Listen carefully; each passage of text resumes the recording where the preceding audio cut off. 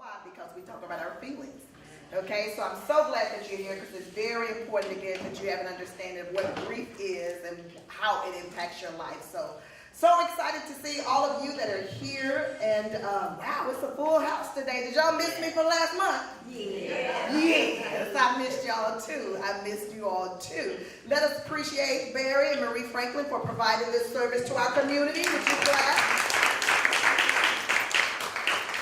Yes, because they offer this service not only to their families that they serve at Life Celebration Funeral Home, but also to anybody that lives in the area. So if you know someone who's experienced loss of any kind, you can invite them here because it is certainly free to the public, free to the community. So again, we appreciate them for providing this service to everyone. So we are going to talk about, what are we going to talk about, those of you who have been here before? What are we getting ready to talk about now? What have you done? That's right. What have you done? So our first timers, every month, the very first thing I ask everybody is, what have you done to take care of yourself since I saw you last? What's the importance of that is because if you don't take care of you, who will? We must be an active participant in our healing. Say this, I must be an active participant in my own healing. It doesn't matter how many times you come to Grief Symposium and not apply the information. If you don't apply it, there cannot be any transformation. Okay? That's applicable to absolutely anything. If we like studying math, or if we are looking to study healthcare, if you're reading the Bible, or whatever it is, if there is no application of the information, there can be no transformation. So, I'm going to always start because I always want to lead by example. I'm a grief facilitator, but guess what? I'm in grief too. So for those of you who are here for the very first time, for those of you who are streaming live, we appreciate you being with us as well. You can put a comment in the chat. They will definitely respond to you. Everybody grieves. It doesn't matter who they are, rich, poor, white, black, whether you have faith or no faith at all, everyone grieves. The reality of that is that most people don't understand what it is. And who usually don't understand is people of color. I have been in this industry, in this ministry for about 35 years, and I have really recognized that most people do not understand what grief is, most people don't understand what anxiety is, and most of us don't understand what depression is, okay? So grief is what happens on the inside of you, right? It's an internal, emotional, and chemical response. Whether you feel anything or not, grief happens on the inside. Mourning is what happens on the outside of you. So this is why we come here every month to give you tools on how to mourn. Mourning is basically how you cope, okay? So when someone is actually crying, they're not really grieving, they're mourning. Okay, so that's the difference. Grief and mourning are not the same. So that's the thing that we want to talk about. Another thing we want to mention and reiterate for those of you who have been here is that grief never ends. I always want to pause with that. Because most people will ask you, some of you may have been asked this question, especially if your grief is beyond or your loss is beyond 2 years. People will, and sometimes people will ask you this question after a year. Aren't you over that yet? They died 6 months ago. Aren't you over that? You never get over grief. So I just taught you that grief is on the inside. It's an emotional response. So you can think about your loved one. You can think about whatever it is that you lost. You can think about it 10 years down the road, and a tear may fall from your eye. It doesn't mean that you haven't processed it. It just means that you missed it. Okay? Queen Elizabeth, she said it best. One of the things that she taught us, she said, grief is the price that you pay for love. This is why it hurts when someone dies. Why? Because you love them. Now, I know I'm not the only one in the room who has known someone to die and it didn't hurt. You don't have to raise your hand. I've known some family members. I love them. God bless them. I pray they went to be with the Lord. But when they died, it didn't hurt me. Why? Because I didn't have that close relationship with them. So look at your grief as love. It's the same thing. You will grieve to the extent that you love somebody. Okay? So the last thing I want to share with you about grief before I tell you about what I have done to take care of myself is that because it doesn't end when you have your loss, be it a death or whatever it is.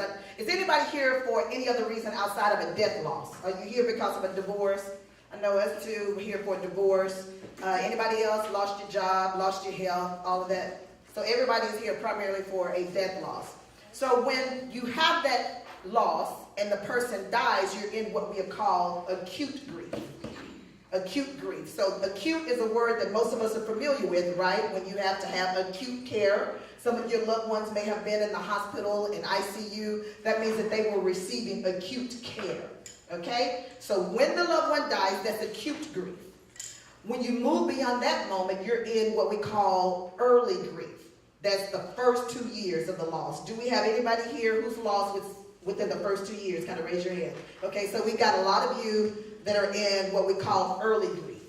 And then after 2 years, 3 years and beyond is what we call mature grief. Mature grief. Anybody 3 years and beyond? That would be me too. So a lot of us have had multiple losses. Okay, up until December, I was in mature grief with all of my losses. With my divorce, with the death of my baby, my mother, my father, my mentor who was brutally murdered 3 days before my wedding, and he was also my wedding coordinator. I'm in mature grief with all of those. In COVID, during 2020, I had some more losses. I had 9 losses during that time. 6 family members died of COVID alone in the hospital. 2 family members died of cancer, and then I had a friendship that lasted for 20 years. It just ended. It just turned bad all of a sudden. So I was in grief for 2020, so I had to go back to grief counseling to process all of those. Okay, so I'm beyond year 2 with all of those, so I'm in mature grief with those. But now I have some new losses that took place at the end of last year, the beginning of this year, and now I moved beyond acute grief, but I'm in early grief. So why I'm going to explain that to you, because I want you to find out where you are. And I want you to be able to give yourself grace for wherever you are, especially those of you who are in what we call mature grief. Okay? So mature grief, the people who struggle there, a lot of times are people who haven't even started their grief journey. That means you haven't even gotten any help. You know, when people say, how are you doing on your grief journey? Oh, I'm good. Oh, I've been processing. Let me give you what the formula for processing is. Matter of fact, go ahead and get your outline, and there's space for you to take some notes on the back. I want you to write this down. This was not in the content for us to share today, but I want to give it to you today because it's something that you can apply in every area of your life. It's called the formula for processing. You can turn over on the back, and it should be some lines there for you to take notes. The formula for processing. The very first thing when you are ready to process something, you have to ask yourself, how did that make me feel? Whatever it is that you're facing. When someone said something to you that hurt, you know, when you lost your job, when your loved one died, how did it make me feel? The second thing you have to ask yourself is, what did it make me think? Okay, what did it make me think? How did it make me feel? Because we must acknowledge our feelings. What did it make me think? That third one is, how did it make me behave? Because grief can cause us to behave in some not so good ways. Most people think grief, the response to grief is just sadness. No, when anger is a common grief response. Okay? So what did it make me think? How did it make me feel? How did it make me behave? And the last question is, what did it make me believe? These are 4 questions. When you want to fully process something, you have to sit in those questions. Okay? Great example. Some of you, I think I have shared as it relates to, let's use my divorce as a loss.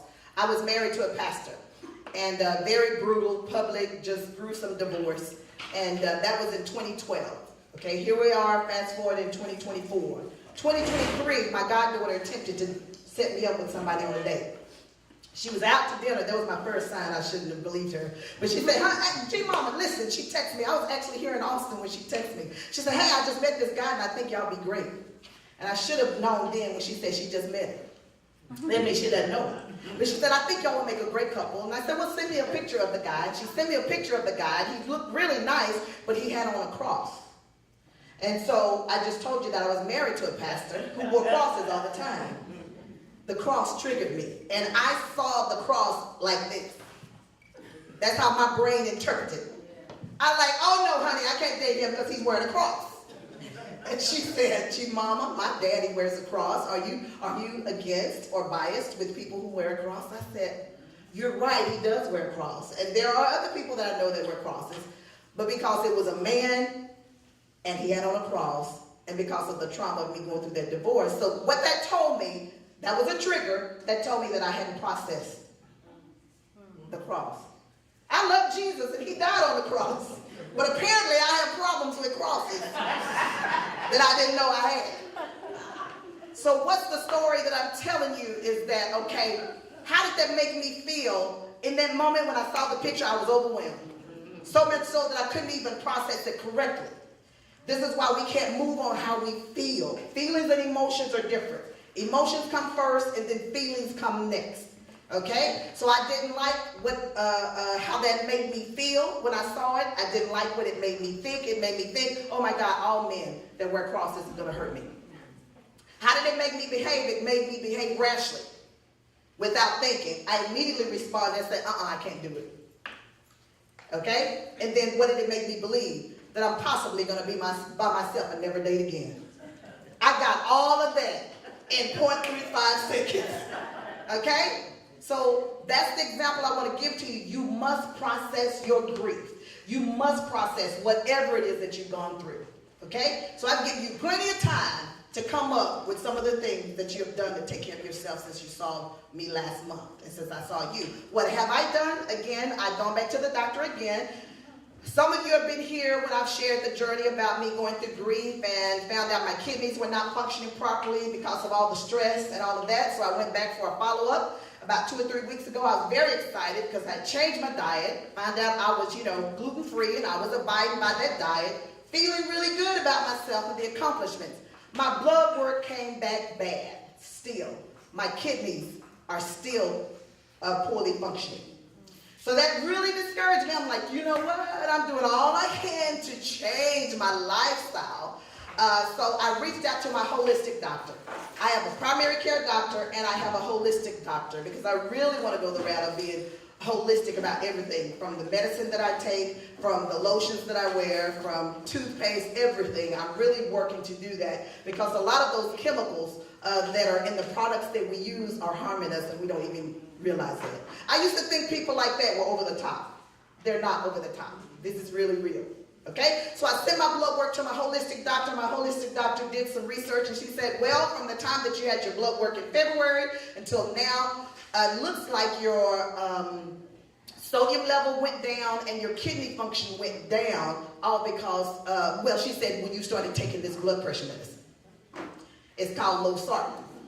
So if anybody is taking losartan, ask your doctors to check your kidney level. It was the blood pressure medicine. In addition to the stress, it was that medicine. So I went to Dr. Google.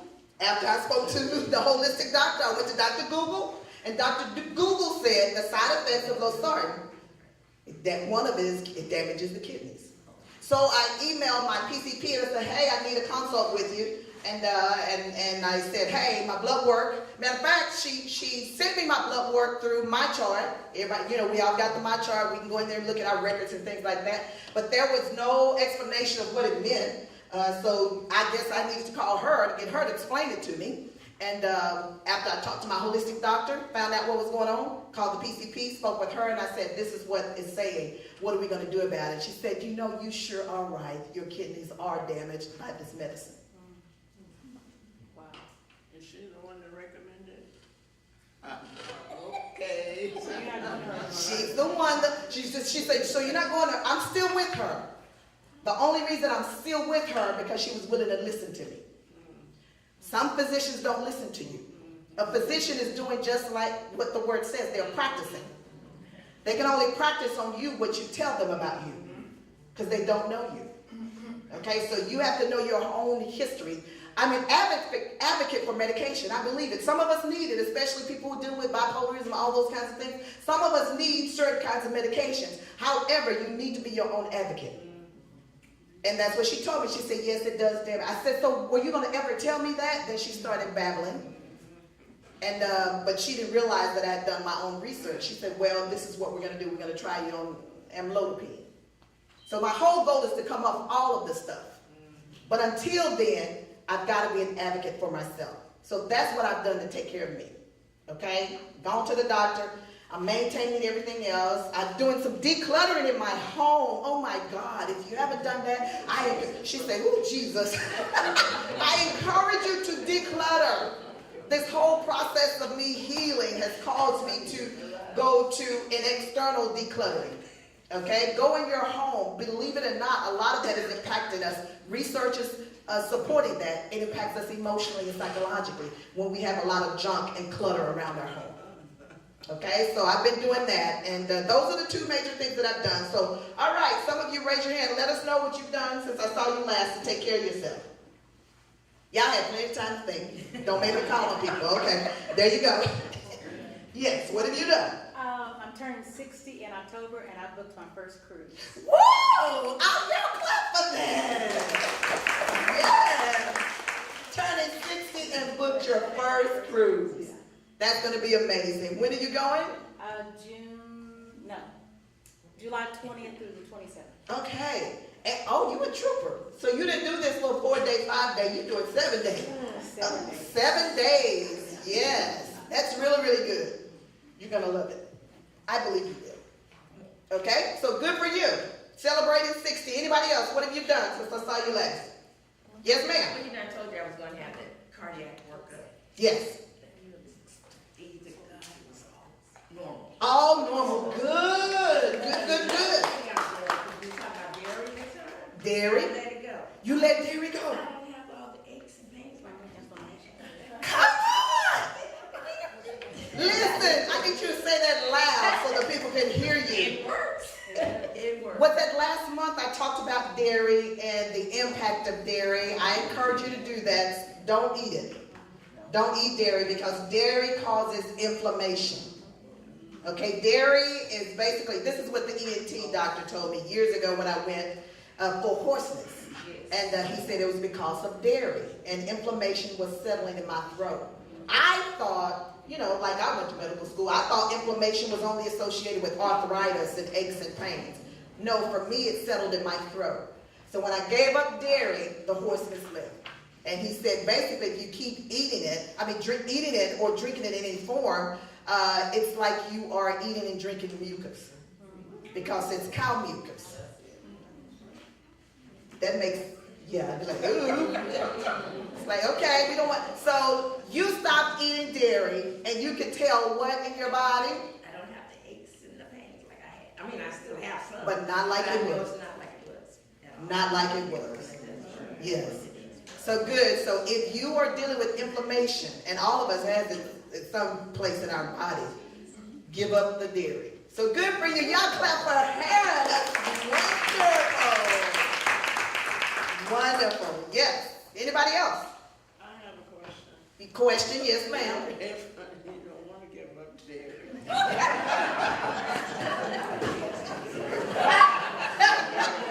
Mother says, I have a question. And what if you don't want to give up dairy? Trust me, I was right there with you. I don't want to give it up either. I didn't either. But when you get to a point, you have to ask yourself, do you want to feel better and live, or do you want to feel bad and hasten your death? That's how my doctors, I say, y'all are so cruel. That's how they talk to me. But it gets my attention. But what if you don't feel bad? She said, what if you don't feel bad? If you don't feel, just coast on with what you got. Listen, if you don't feel bad, it is okay. Yes. Thank you for sharing, okay? So I'm at this point now, so you probably say we're here for grief support, and you are. All of these things, because grief impacts you physically, mentally, emotionally, behaviorally, and spiritually. And you've got to pay attention to each area of your life. Not at the same time, because you get overwhelmed and you'll stop. But this physical part is very, very important. Why is it important to take care of your body? Because your emotions on the inside of your body. Okay? Grief is already exhausting. Can anybody attest to that? You're tired. Makes you feel bad. Okay? So this is why I asked, did you go to the doctor to get a checkup? Did you have your blood work done? Are you taking your vitamins? Are you taking your minerals? All of those things play a part in the grief journey for sure. Okay? So one more before we go to our handout. Anybody else? What have you done since I saw you last? Yes, sir? Declutter. Things that I thought that I couldn't get rid of. Yes. It hurt me when I was getting rid of it and giving it away, but it will, just by seeing it on other people, it had to go. I cried, but it's gone. It's gone. Y'all clap for his decluttering. Listen. Y'all clap for me for decluttering. Listen. If it ain't nailed down in my house, I don't throw it away. My nephew came over the other night and said, I need it at my house. I need it at my house. I was giving it Goodwill, but I wanted to give to a charity, but I know this decluttering physically is so impactful to my healing. And I said, I just got to get it out of the house. So I've gone through, I thought I had given everything that I wanted to give away of my parents, and I found a couple of things, old coats and things. I kept one. I said, I'm going to wear one of Mama's, but the other ones I'm not. They just in the closet collecting dust. Why is it here? What is the purpose? I can take a picture of it as a memory, and I'm sending it on. So my sister has a lot of dead people stuff in her house. I said, girl, you better get it out of there. So she's cleaning too now. So listen, we got to let the dead bury the dead. That's the scripture. So some of that stuff has to go. Because some people, this is serious, have created what is called a shrine of your loved one's stuff. You don't want to give anything away. Okay? So depending upon where you are in your journey, at some point, we got to give some things away. We have to listen to this. Throw some things away because some of it is really trash. You know that suitcase is trash. I'm talking about my mama's suitcase. When my mother died, I left at that time I was still working at the funeral home, and I went to Waco for a friend of mine to help direct the funeral, left my sisters in charge, and they were going to give everything away and sort of. We came back, they had done nothing. Matter of fact, they went over to an estate sale and got some more people dead stuff and brought it to our house. Okay? So they didn't do anything. So you have to be able, I said, this is Mama's suit. It was ripped. Yeah, but it was Mama's. I know it was Mama's, but we got other things of mothers that we can keep. So I challenge you to do that for the rest of this year. If you haven't done it, because what do I mean by decluttering? Go in them closets that you let nobody in. Okay? Go in those rooms that you keep the doors closed all the time. Go in the garage. All of those places. Yes. Also go to your storage unit and get rid of it. I was told That's good. by a close person, she told me they're not coming back. It was something that I needed to hear, but I didn't want to hear it. I broke down, and I had to come back to her 2 years later and say, thank you. That's right. Because they said, she's not going to come back, get rid of it.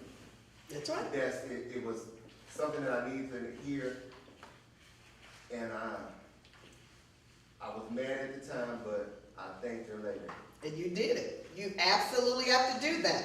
Yes, I gave away some of my dad's, because I live in the house I grew up in, so some rusted, what do you call this? Backhoe? No, it's not a backhoe. It's something you dig holes with or something like that. I don't know, because I don't work out in the yard. My sister does. My nephew came and got the stuff. Guess what? He said, that's granddaddy. I said, yeah, it is. I said, but it's rusted. Look at the handle. He said, no, I can handle that. So he took some dead stuff and he took it to his house. I said, that's between you and your wife. I don't care. Just get it out of mine. So I encourage you definitely to do some decluttering. So let's look at the front page of the handout. Did anybody else want to share before I move on? You good? So today's subject is talking about navigating relationships. So I want you to think about your relationships. When we talk about that, we're talking not just about marriage relationships. It could be, boyfriend, girlfriend. It could be parent, child, work relationships. All of the relationships in your life. And I want you to look at how they have changed. Now, for a moment, get your pencil. And I want you to work this maze. Right there on the front page, we're going to give you a few moments to work through that. And there are 3 different ways that you can come out of it. Somebody did it already. You did it. Yeah. Work through that. Some of you did, you worked through it. I did that way too quick. I didn't even realize it. You like that. See if you can work your way through the maze. And when you've done it, raise your hand. Let me know you're done. Done it? Did it? Did it? Okay, y'all quick. You is smart. You is kind. And you is important. Which way you going, Pepper? Oh, you went the back way, didn't you? She went from the back way, from the right side. That's an interesting way of looking at it. So what's the point of a maze? What does it mean? It's a metaphor, again, of all the twists and turns that we have in life. And in Greek, guess what you have? Twists and turns. But it's also a metaphor for hope as well, because you do come out. You do come out of the maze, but not before you have all these twists and turns, okay? So you got to navigate your relationships. Listen to what it says at the bottom. It says, grief is a part of our everyday lives. Circle everyday. It's a part of your everyday lives, okay? It's a normal response to absolutely any kind of loss. Now, there are some days where you don't feel the impact of grief, but guess what? It's still a part of your life absolutely every day. So we've already defined what grief and mourning is, and it says, after a significant loss, it is important to understand that your life will never be the same, okay? One of the biggest mistakes after a loss is attempting to return to life as it was before. And the death of a loved one can definitely be devastating, turning your world upside down and around, okay? So the reality is the person that you were before the death has floated out to sea or drifted out to sea, and that part of you, of who you used to be, will never return. Never return. So to heal, what do? It's important to stop expecting your old self to surface. So this is what a lot of people will say in grief: I just want to get back to normal. Well, I just want to get back in the swing of things. I want to get back to my old self. The reality is you can't. That person has drifted off to sea. Okay? So the experience of loss, it basically changes you. It changes you. You're not the same person. We can go to the next page. Now, change is not bad, but it is certainly uncomfortable, okay? So this is what grief can do. It can cause you to isolate yourself. I don't want you to raise your hand, but if that's you, I want you to pay attention to that. Don't allow grief to isolate you, because it can, okay? To isolate themselves from the outside world and create emotional and physical, listen to this, disconnections in relationships, okay? So it can make you feel like no one understands me. I'm out here all alone. No one cares about how I feel. And when we're talking about spouses, it says spouses grieve differently oftentimes. One may want to be quiet in solitude, while the other one may want to communicate. And that's true even if you're not dealing in grief. One of the things that I've started implementing when I still do some marriage and couples counseling, I've incorporated grief as a topic, because at some point somebody's going to die. Your mom's going to die, whoever, somebody's going to die in our family. And we need to know, I need to know, do you deal with your grief? Okay? How do you deal with it? Do you believe in going to get help or not? So those are things that I'm going to be talking about now in our marriage counseling. So grief can cause you to kind of stray away from each other, but it can cause you to do just the opposite. Listen, it can bring you closer if you allow it. It can bring families closer together. While painful, it can certainly open the door to deeper connections and understanding. So this is the hope that should come from grief. When you're dealing with families. When I say families, it could just be one other person. It could be just two people. Okay? It could be just two people, but definitely if it's more, it's going to cause some complications, because everybody's grief journey is unique. Very, very unique. So you see the picture there at the top where the couple, it appears they're not getting along. It appears she's upset and she's giving him the hand like, I don't want to talk about it. But down at the bottom, you see them embracing. So know that grief can do both of those. It can do both of those. So many people associate grief, again, only with death. It's not about death, it's about loss. And we talked about how it can impact us in all of these different dimensions, but we're focusing on our relationships today. How can grief impact you relationally? Okay? It can change your relationships, and listen to this, and how you interact with one another. So when I'm doing one-on-one grief counseling with people and grief coaching, if the person is married or has a significant other, I always want to bring the other person in on at least one session. Why do I do that? Because I want to talk to the partner, the spouse, the friend, whoever, the boo, the babe, whoever they are. I want to talk to them about grief and let them know that the person's behavior is not just something that they're doing to be doing. Okay? It's grief that you see. So, and oftentimes when I come in, it's usually the men coming in with the woman that's coming to grief counseling. And one husband said, "Thank you for bringing me in." He said, "I had no idea. I thought I was losing my mind. I was doing everything I knew to do to try to help my wife and support my wife, but it wasn't the right thing that she needed." Okay? So in grief, as with any type of relationship, we need to seek to understand versus being understood. Okay? What do I mean by that? Seek to understand the other person. So whether that's a spouse, whether that's a parent, whether that's a child. Let me give you a good example about a parent, your parent who died, and you have one remaining parent. I got a call from some people up north where a lady was trying to move her aunt from her longtime home of 50 years. Her husband had just died. And they were trying to move her from up north to south because she had no relatives up there. But they were trying to do it the weekend of the funeral. That was too much. So they were like, "Well, she can't take care of herself. She needs to come with us." Blah. That may be true. But listen, they've been married for over a century. They've been married for a long time, number one. He died suddenly, unexpected, number two. And the house that they've been in for over 50 years, you're trying to pack up her whole life and bring her in one weekend. That's not going to happen. So I had to help those adult children in their 60s understand their parent. So seek to understand her versus being understood. So that works any relationship, spouses and all of that, okay? So when a loss occurs, basically what it does, it throws the family into disorder.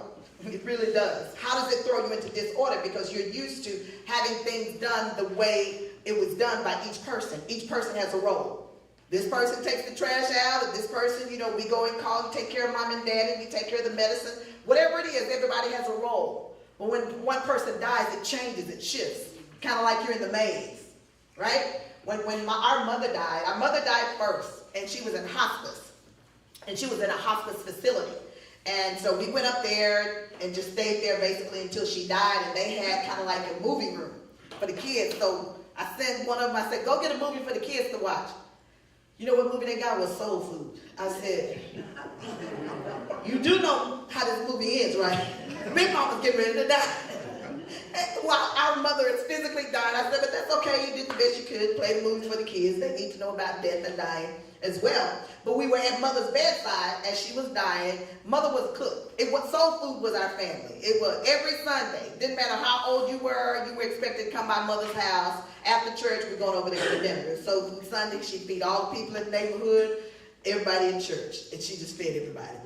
Well, I'm not that kind of cook. So mother's dying, and I'm thinking, what is daddy gonna eat? Who gonna cook for her? My sister's got so mad. Mama is sitting here dying and taking her last breath, and all you think about is food. And I said, "No, I'm not thinking. I'm thinking about daddy. I'm just thinking, who gonna cook for him? Because I can't." And then, they got mad at me. They put me out the room for a while, so I left. Mother died. We got her to the funeral home. We got home. Guess what the question was? Who gonna cook what dad go? No, I tried to tell y'all that. I tried to do this beforehand. I don't know what you're gonna do. Okay, so the roles shifted. So in grief, you have to be prepared for when the roles shift, okay? But you can definitely regain stability. How do you do that? By shifting responsibilities. So let's go to the next page. So have you ever heard the cliche, "No man is an island"? That is true, even though you want to be sometimes. Even though you like being by yourself. Okay? But no man is an island, especially when it comes to healing. God created us to be in what? Relationship. Okay? To be connected to a greater entity beyond ourselves. So even those of us who are not married, but we are in relationship. You're in relationship when you come here. Why? Because you guys connect. All of you are here because you had a common thing to happen. You had someone to die. So that's relationship, okay? Research shows that babies and elderly people and even animals, guess what? They live longer when they are in relationship, when they are connected to other people. When they are connected to other people. And an author, Sherry Riley, she wrote the book called Exponential Living. She says the most important aspect of healthy living is what? Your relationships. Your relationships. So I want you to assess all of your relationships, and studies show that there's a connection between our relationships and our health. It really, really is our relationships. This is why you hear a lot of, what is that, Meals on Wheels? Do y'all have that down here? Meals on Wheels. They always want us to check on the elderly, those people that live alone during the holidays, during the summers, or during the winter times. We always want to check on them because relationship is key. I remember coming out of the pandemic for the very first time, and I'm single, and me and 3 other classmates, we went on this bus. It's a massage bus. Of course, you know, it's a person of color that has at a massage bus. What they did, they took some massage seats and they put it in this school bus and they got a business. And I'm like, okay, all right. And it plays R&B music, but it was really, really fun. And they drove us through downtown. But what I discovered being in that massage seat, I said, oh my God, I have not had a hug or a touch from anybody since we were in isolation. Okay, so we needed that connection. Even though we were wearing masks and things like that, we needed to be connected to one another. So, Abraham Maslow's hierarchy of needs, those of you who have taken psychology at any point in time, you've seen this pyramid before, but look what's in the middle of it. Love and belonging. All of us, that's all we want as a human being, to be loved and to belong. Okay, to whatever that is, be it to family, to a group of people. We want to fit in at work, whatever that is. This is why back in the 80s and 90s in the Fort Worth area, gangs were at an all-time high. I don't know if it was like that down here. A lot of people joined gangs, a lot of young people. Why? Because they felt like they belonged. They didn't connect in their family, but they joined the gang. Why? Because they needed to belong. So in grief, you need to belong. This is why you have this community here, so that you can belong. Because have you ever went to somebody or somebody came to you in your grief journey and they said something that let you know that they didn't get how you feel? All the time, like, you don't get it. You don't, because people who are not in grief, they really don't get it. They really don't understand it. So everyone desires to be loved and to belong, and it's important to recognize that all relationships change. Why? Due to grief. So if you're married, parent, child, siblings, friendship, partnerships, business, employer, employee, mentor, mentee, all of these relationships change. Why? Because there's been a disruption in it. One lady told me that her boss came to apologize to her. She had a death in her family. I think it was her husband who died. And the boss was very mean to her and didn't want to give her a time off and wanted her to come back to work. You know, you only get 3 days off and you need to come back. Well, the boss's mother died 2 years later. And she came back and apologized to this employees. I had no idea what you experienced. I'm so sorry. I did not understand grief. That happens a lot. One therapist I heard did that. Actually wrote a book about it because imagine this. If you're going to a grief counselor, make sure they've been through grief and did something about it. Okay, so this person was a grief counselor and had never experienced grief. And she said she sent all of her former clients an apology letter afterwards because she did not understand what she was doing. Education is wonderful, it is, but the best teacher in grief is what you guys go through. All of us have to experience it. Okay, I'm known as the grief doctor, not because of my degrees, because of my experience in life of going through a lot of loss, different kinds of losses. Okay? So it says when a disruption or change in any of these relationships happen, guess what? Grief comes in and it changes your relationships and it can lead to what is called disenfranchised grief. So some of you are experiencing that kind of grief because it's not widely accepted by society. Okay, people will give you condolences when your loved one dies, but they won't give you condolences when your marriage dies through divorce. Okay? So that's called disenfranchised grief. And there are other types of disenfranchised grief and shame and stigma when a person dies by suicide. Okay, that falls underneath traumatic grief and disenfranchised grief, because people don't know what to say when it comes to death by suicide and those kinds of things. So let's go to the last page. Next to the last page, yep. Yes, I'm sorry, yes. At the top of this same page, before we turn the page, Yes, God ma'am. created us to be in a relationship. Uh-huh. How do we cope, or should we even try to cope when you meet someone and you're around them a while, and they make a statement unabashedly Mm-hmm. that they are an introvert. Mm-hmm. They announce that they are an introvert. Okay. What do we do? I mean, right here, you're letting us know it's reinforcing. Uh-huh. God created us to be in a relationship.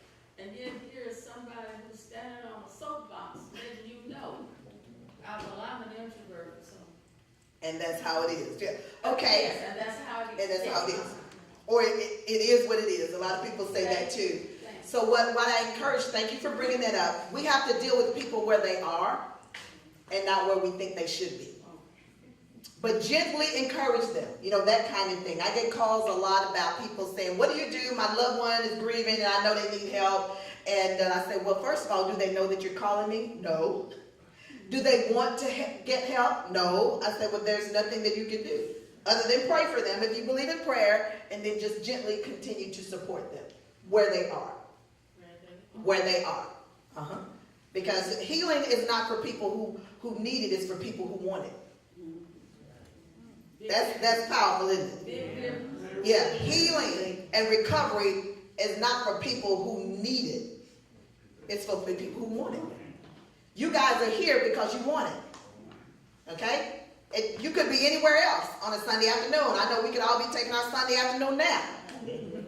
But you're here because you want it. Yeah. So the next page talks about the grieving process can have a massive effect on your relationships, and it can.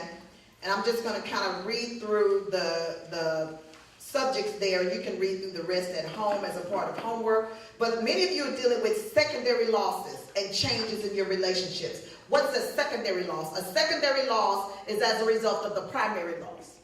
So the person who died is the primary loss, and they were the person that handled the bills.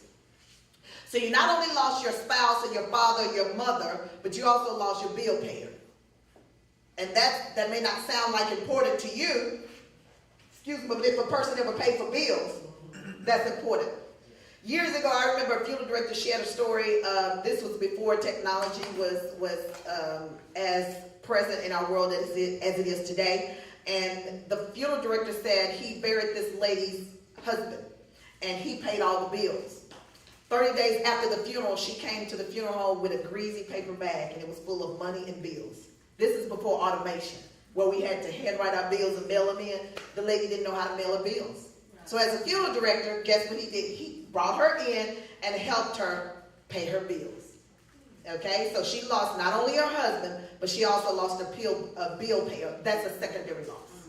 That's what that is. So you have loss of your family structure. You have loss of companionship, especially if you did everything with that person.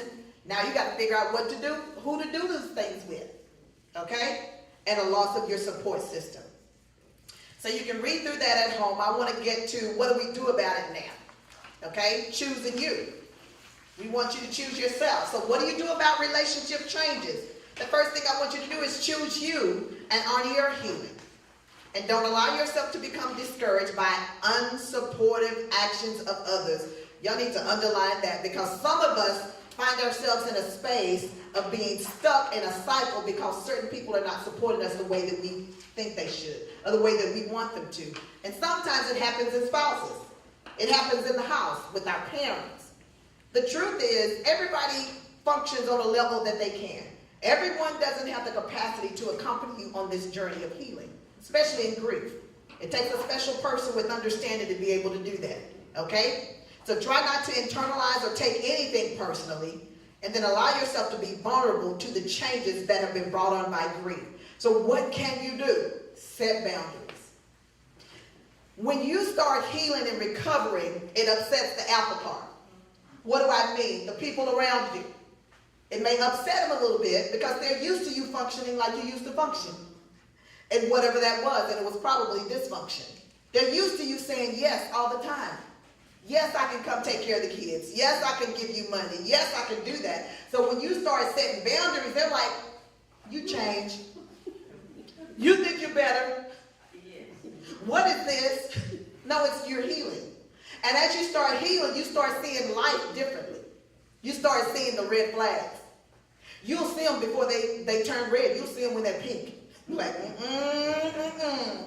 Okay, you won't start collecting them. That was me. I was a professional flag collector. I'd see the flag of a friendship or a relationship. I said, oh, I can help them. Let me just take that flag and put it in my pocket. I can fix them. I can help them. No. When you see those flags, you definitely want to address them. So you want to start setting boundaries. The next thing you want to do is after loss, when you are able to, which may be 6 to 9 months after your loss, assess your relationships. So there's a whole list of things that I want you to look at. Look at all of your relationships, okay, and assess them. Identify the healthy ones, okay, and identify the unhealthy ones. And then you're going to develop a strategy on what you're going to do about it, how you're going to address them. And know what healthy boundaries look like. Saying no. We've talked this, right? No is a complete sentence, all right? And listen to this. Saying yes because you want to, not out of obligation. A lot of us do this in grief. I feel bad. They're hurting. They're in grief. Let me just say yes even though I don't want to. No. If you say yes to something, you say it because it's what you want to say. So you want to be able to set those healthy boundaries in grief, all right? So I want you to read through all of the things that I did not go through verbatim, line by line. That's a part of your homework to read that. But lastly, before I give it over to Marie, I want you to take a moment. I've been asking you all session, think about your relationships. I want you to do that right now. Think about your relationships. It says take a moment and journal about your relationships that have changed since your loss. So list your relationships. Do you have what? A mom, dad, sister, brother? You have children? You can list their names, so you can list the relationship. After you list that, I want you to identify, has it changed? Has that relationship changed? And then if it's changed, then I want you to identify what has changed. We're not as close. We don't talk much. We used to spend time together. So I want you to think about that for a moment. And then we'll be finished for the day.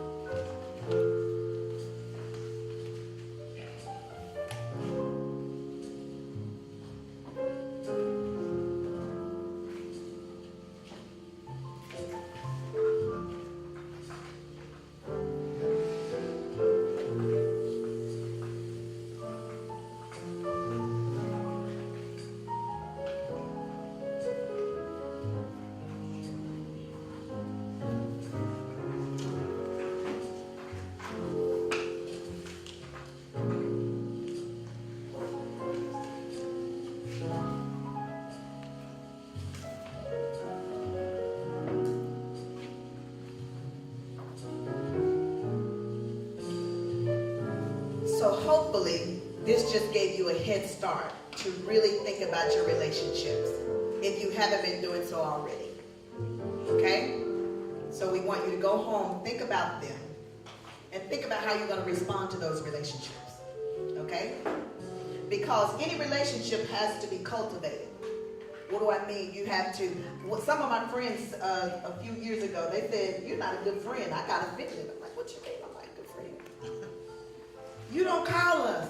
I say, "Oh, okay, you're right. I got to do better." I didn't call them, so I had to be intentional about being a good friend. Okay?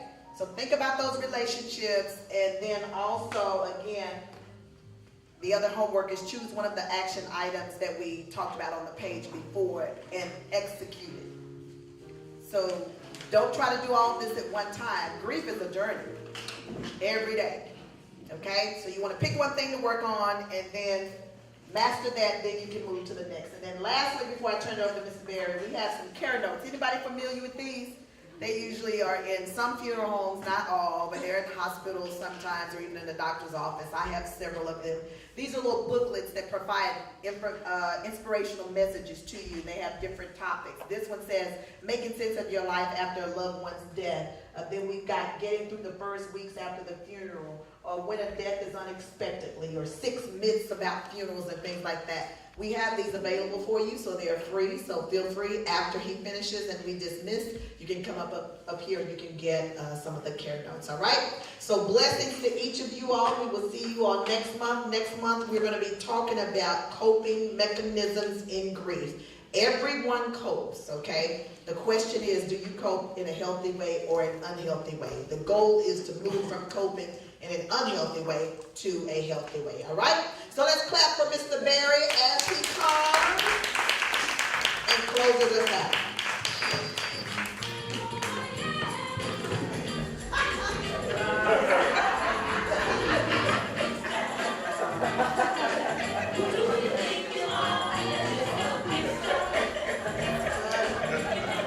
Y'all go on and sing. I ain't gonna tell your pastors on that. I was listening to that. I was listening to the other music. And that's for Bourbon and Coke. That was some smooth piano lounge music over there. My cousin Minister Catherine Cat Kearney to come up and have a word there. Give her a hand as she comes.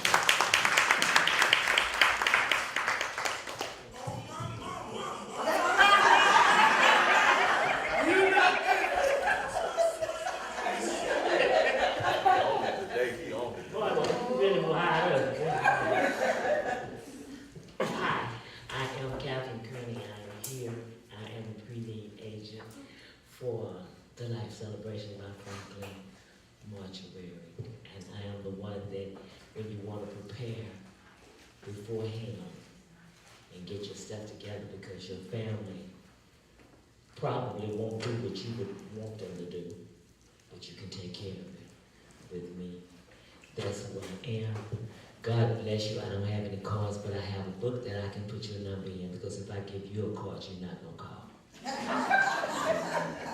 Everybody wants to talk about it, but it's real. We're just pilgrims, baby, passing through here. We didn't come here to stay, so we need to know how to prepare to leave. Amen? Amen. God bless you. If you have any questions, thank you, cousin, for having me to come up. Last month I wasn't here because I didn't even know it was 4th Sunday. No, I do not have dementia. It comes with age. I just turned 71, so I can tell the difference. I talked to Marcy and she said, I said, what you doing or something? She said, I just got back from grief. Oh, Lord. But I'm here today. God bless you all.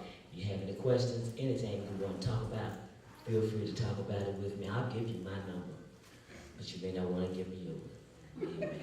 Y'all have a good Memorial Day.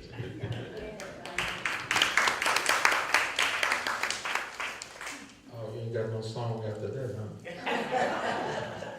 Listen, I see some new faces. This is your first time. Just wave at me. Wave at me. This is your first time coming? All right. Good. All right. Bubba, international traveler, retiree from the city of Austin. All them points he go over across the seas with. LeBear, is he really going or he acting like he going? Wait, now you said that like you glad that he's going. I have to talk to you after this, Bubba. Well, sometimes we go together. But not all the time. Not all the time. She gonna like every other one. Every other one. Well, she ain't got the time to take off. I do. Can't stand retiree people. I got the time to take off. Let me get out their business. Listen, let's give Dr. Tonya Cunningham a hand. There is nobody like Dr. Tonya. I've been knowing her from a long time. I've been on this journey a long time chilling with her. And I like to see where she is. what she's been through, what she's coming through, and she speaks from the heart. You know, she makes you want to feel it from the heart. And we thank her for that sharing of what God has put into her to share with you. And I'll say this many times at the cemetery, until you sit in that front seat at that pew or that front seat at the cemetery, can't nobody tell you they know what you're going through. Because we don't all grieve the same way, and they can imagine. You know, I tell you this all the time when Brother Franklin made her life transition. There was somebody telling me what I need to do, all to do, and should do, but their mama was standing next to them. I started to cuss, but I didn't. I didn't. That was back in 2003, you know. But each one of us go through things differently, you know, to keep a journal there. And that was my vision when I started Life Celebration by Franklin. I wanted to have a relationship with the families even after we left the cemetery. You had a cremation service, something that can support you. And we're on that. Thank you, Mr. Anthony, for coming out. Ms. Linda, I think's out of town with that, but thank you for doing that. Churches sometimes miss the point. They do. They miss the point. And sometimes churches, I know y'all listening, they have a classification system. If you're a certain member and they have you up there, when they'll come, they got somebody to come clean your house, somebody answer the phone, somebody to go on errands, take you, and they even got a fund for you they don't give to nobody else. But if you're just a pew goer, you don't get no calls or nothing on it, you know that. So that's what churches need to tighten up the system right on that. This is May. This is a wonderful month because we have some graduates. Yay. Come here to them. That's our youngest member in Life Celebration. Tell them where you're going and what you're doing. Okay, so I'm going to Vernon College, which is 45 minutes north of Wichita Falls, so we're still Texas. And I'm going to be playing volleyball there and studying exercise science and kinesiology. Exercise science and kinesiology. Spit it. No. We're so proud of you, Dad, and I have a card for you, and it's got a look. And we ain't trying to pay you. Now, only God can pay you. But that's from Amy and Uncle and from the staff at Life Celebration. I'll give it to you later. Let's encourage him. Now, I had a problem because she graduated on Friday at Hyde Park Church, but they had it outside on the football field. Now, I need to know when I'm going places I haven't been, how many steps is it? And where is the bathroom? And they had the litigated gall to tell people to wear Sunday church clothes outside in 92-degree weather with the sun. And the first thing that came with them little bugs, what kind of bugs was coming out? You know, I had a problem, but God always makes a way for you. My sister bought me, Kathy bought one of them things, I just put it up here and kept the bugs off here. Finally, when the sun went down. But she introduced the speaker that she had some of them gold cards around. I mean, you kind of educated, huh? Look at her there. Well, I just want to know we're proud of you there. We're proud of you. Don't stop. Reach for the stars there. Now, if you need any money, don't hesitate to call Marie Franklin. Don't call me. Well, no, she don't go in my account. Call your mom and your dad. Call Bubba. He retired over there. He got that money over there. Call Bubba. So how many people have birthdays this month? How many people have birthdays? Okay. Come here, Tonya. Go take the mic over to Dr. Jones. She's going to do the birthday lead us in her birthday. That's Dr. Jones right there. She has sung before Kings and Queens. We have somebody here today. Are we ready? Yes. Happy birthday to you. Happy birthday to you.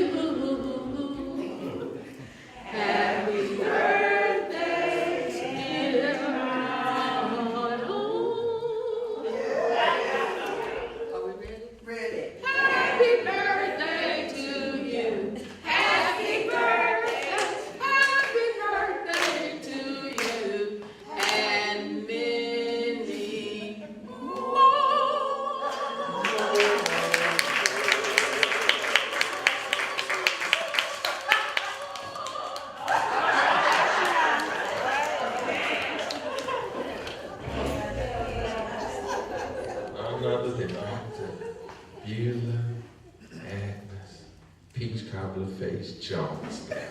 We got all kinds. Now, remember, my wife's birthday is on the 30th. Right? Yeah, y'all know. So don't call her on the 30th, she's gonna be busy. Very busy. I have knee surgery on the 29th.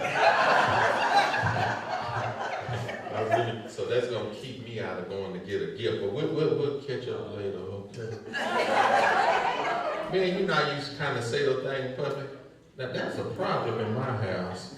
She's on every account that I have, but I am not on her account. I'll think about some things while I'm laid up after that research. Oh, also on the 31st, Constable Tonya Nixon's birthday, also there. So we celebrate her. She lets us in and she does a whole lot there. So she'll be running in and after you tell her happy birthday on that day. Later we're gonna organize a community appreciation day for her because she does so much that you don't know. I can recall when the storms came through, she got out when it was ice and stuff, and she was delivering water to people, food to people, and she goes beyond the call of duty there, so we want to appreciate her. Give me my flowers, when my funeral program comes, you ain't gonna see no remarks.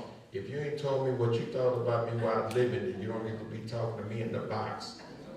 I'm gonna have a trick up my sleeve. I'm gonna pre-record something. That part. Last thing I'm gonna tell you about, I like to have that, but I know that God is the Alpha and Omega of my life there.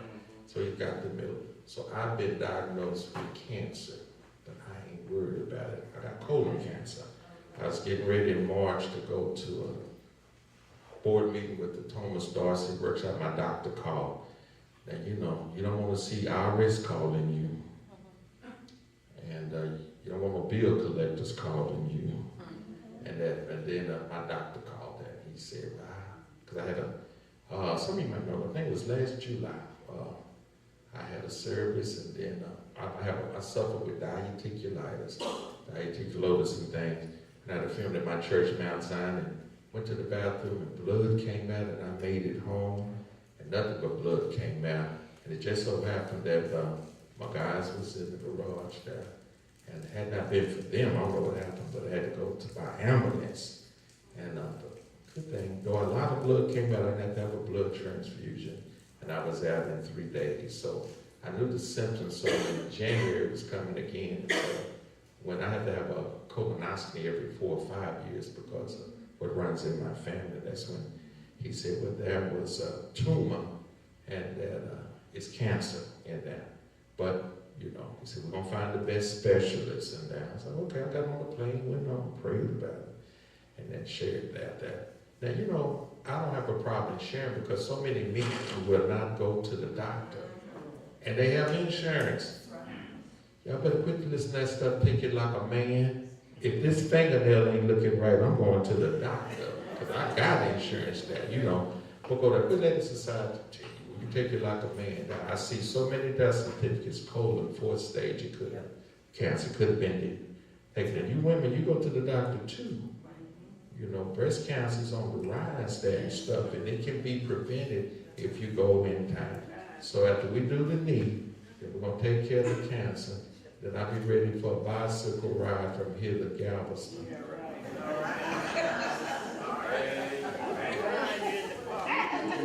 Well, I have a bicycle with a battery, so I can make it. If you try to do that, you ain't gonna make it. But I'll put the bicycle in the back of the truck, and when I get to the outskirts of Galveston, I get on the pedal. That part there. So y'all have a safe, but we can more people on the road now. You know, when we was going through the pandemic, it couldn't have, that was a slow year. It just took forever. But now things are twirling and going faster and faster and faster there. So just keep us in prayer, keep me in prayer. And if you have something to say to somebody, say while they're living. Don't come trying to visit me when I'm in the hospital with that 2 little robe on and can't brush your teeth like you want to brush. And a hospital is a place for healing. Now, while you up and well, nobody want to come visit you unless you cook their favorite dish, that chicken and dressing that I cook.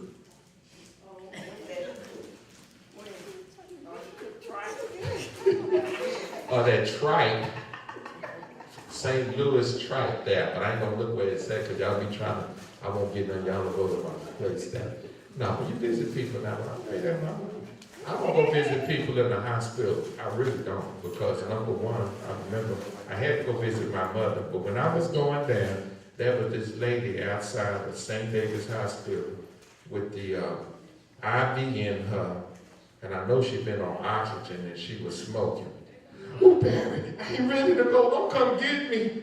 I said, I don't come through the front door to get you. I have to go through the back door where the trash cans are. That's where we pick you up at. That's how they are now. Now, you call and stuff, but I don't want to visit me in the hospital when I ain't looking my best and doing other stuff. That is not a place to Holiday Inn to visit that. When I'm ready, y'all come visit me and bring me my favorite dish tripe. Okay, y'all be safe and we'll be back next month, all right? All right, go over here for this good food. This DJ gonna play the right music over there. Thank you, Dr. Jones, for your voice. Great. All right, bye-bye.